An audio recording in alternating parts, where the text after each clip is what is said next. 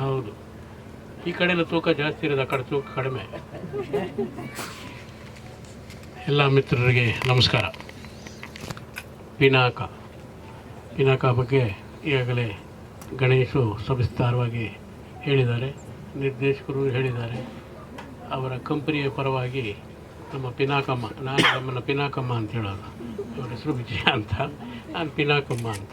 ಯಾಕೆಂದರೆ ನಮ್ಮ ಕಲಾವಿದರಿಗೆ, ಟೆಕ್ನಿಷಿಯನ್ಸ್ಗೆಲ್ಲ ನಿರ್ಮಾಪಕರೇ ಅನ್ನದಾತರು. ಸೊ ಹಾಗಾಗಿ ನಮಗೆ ಅಮ್ಮ ಪಿನಾಕಮ್ಮ.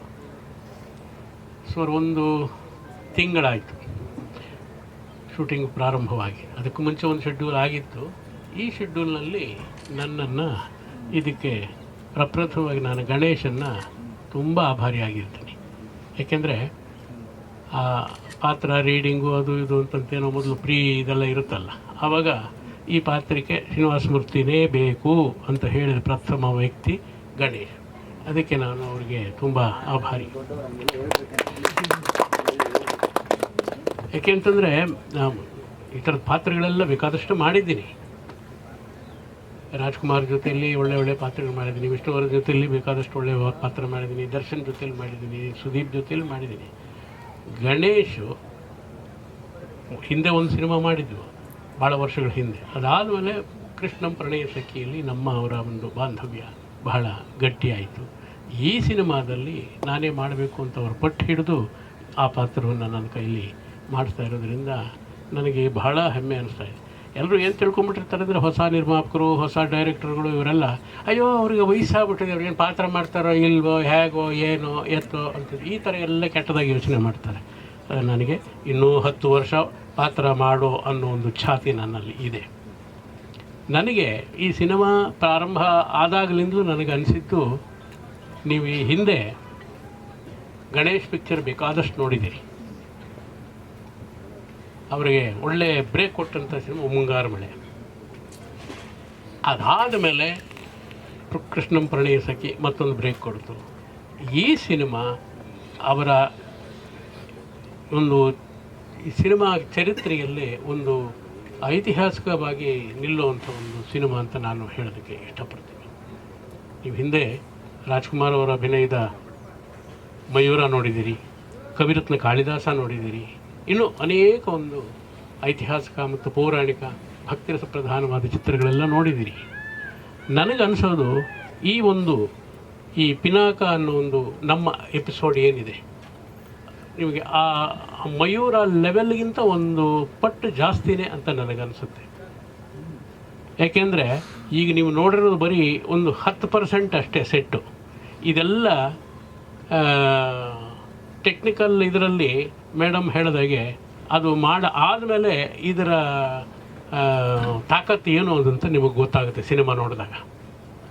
ಒಂದು ಸಣ್ಣ ಉದಾಹರಣೆ ಹೇಳ್ತೀನಿ. ಇದಕ್ಕೆ ಕ್ಲೈಮ್ಯಾಕ್ಸ್ ನಡೀತಾ ಇದೆ. ಗಣೇಶಿಗೆ ಅವರು ಮುಂಗಾರು ಮಳೆಯಲ್ಲಿ ಮಳೆ ದೃಶ್ಯದಲ್ಲಿ ಆ ಮೈಯೆಲ್ಲ ಕೆರ್ಕೊಂಡು ಪರ ಪರ ಪರ ಪರ ಅಂತಂದು ಡೈಲಾಗ್ ಹೇಳಿ ಅದು ಭಾಳ ಹೈಲೈಟ್ ಆಗಿಬಿಟ್ಟಿತ್ತು. ಅದರಲ್ಲಿ ಹಾಡುಗಳು ಬಹಳ ಚೆನ್ನಾಗಿತ್ತು. ಇದರಲ್ಲಿ ಒಂದು ಹಾಡು ಸುಮಾರು ಅರ್ಧ ಮುಕ್ಕಾಲು ಭಾಗ ನಡೆದಿದೆ.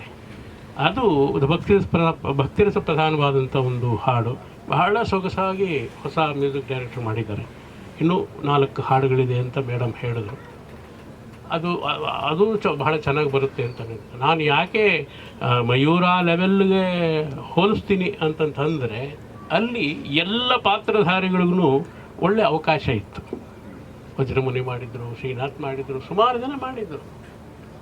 ಇಲ್ಲೂ ಅದೇ ರೀತಿ ಪಾತ್ರಗಳಿಗೆ ಅಷ್ಟೇ ಈಕ್ವಲ್ ಆಗಿ ಅವರು ಸ್ಕೋಪ್ ಕೊಟ್ಟಿದ್ದಾರೆ.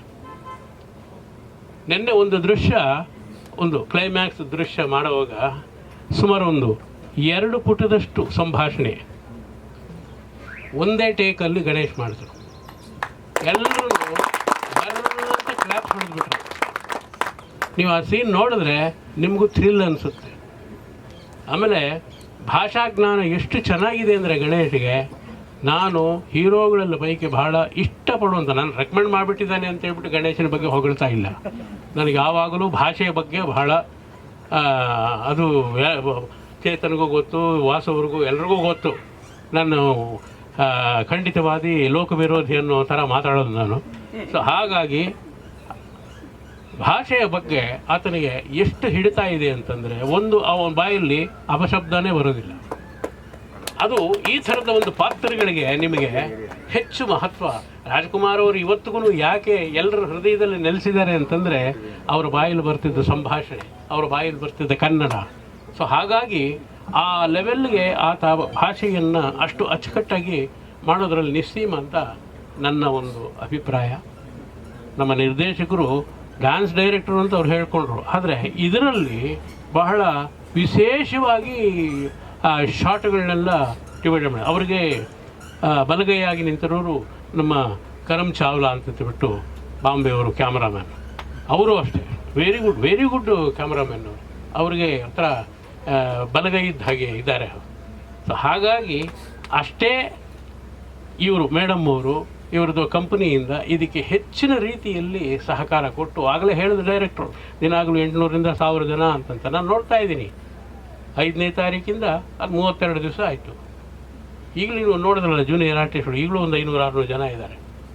ಪ್ರತಿದಿನ ಅಷ್ಟು ಜನಕ್ಕೂ ಅವರು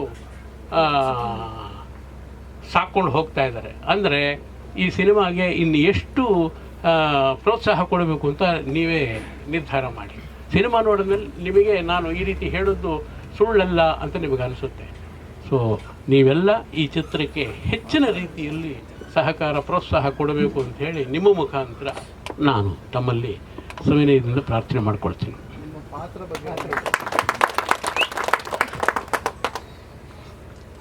ಅವ್ರು ಮೇಡಮ್ ಕೇಳಿದ್ರು, ರಾಜನಿಗೆ ಎಷ್ಟು ಜನ ಹೆಂಡ್ತೀರು ಅಂತಂದ್ಬಿಟ್ಟು. ರಾಜನಿಗೆ ಒಬ್ಬಳಲ್ಲ, ಇಬ್ಬರಲ್ಲ, 3 ಜನ ಅಲ್ಲ, 15 ಜನ ಇದ್ದೇ ಇರ್ತಾರೆ. ಹಾಗೆ ಇಲ್ಲಿ ಪಿನಾಕ ಅನ್ನೋರು ಅವ್ರ ವಂಶದ ಹೆಸರು.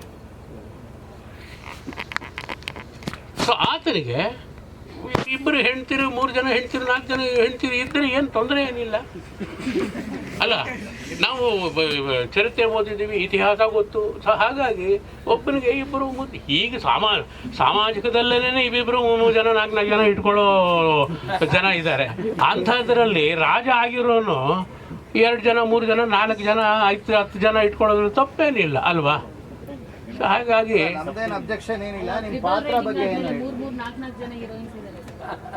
3 ಜನ 4 ಜನ ಯಾರು ಹೇಳಿದ್ರು? ಇಲ್ಲಿ ಇದ್ದಾರೆ ಅಂತಂತ ಹೇಳಿದ್ರು. 3 4 4 ಅಂದ್ರೆ 3 4 7 ಆಗಿಬಿಡುತ್ತೆ. ಹಾಂ, ಸಾಂಗಲ್ಲೆಲ್ಲ ಜೂನಿಯರ್ ಆರ್ಟಿಸ್ಟ್ ಅವರೆಲ್ಲ ಹೀರೋಯಿನ್ಗಳೇ, ಒಳ್ಳೆ ಡ್ಯಾನ್ಸ್ ಮಾಡೋರೆಲ್ಲ ಹೀರೋಯಿನ್ಗಳೇ ಅಲ್ವಾ.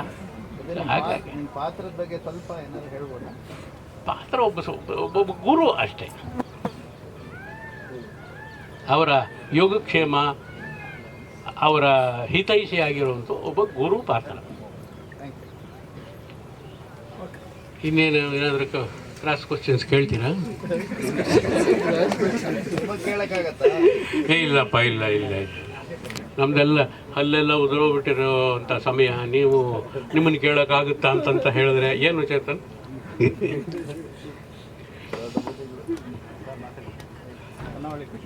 ಹಾಂ,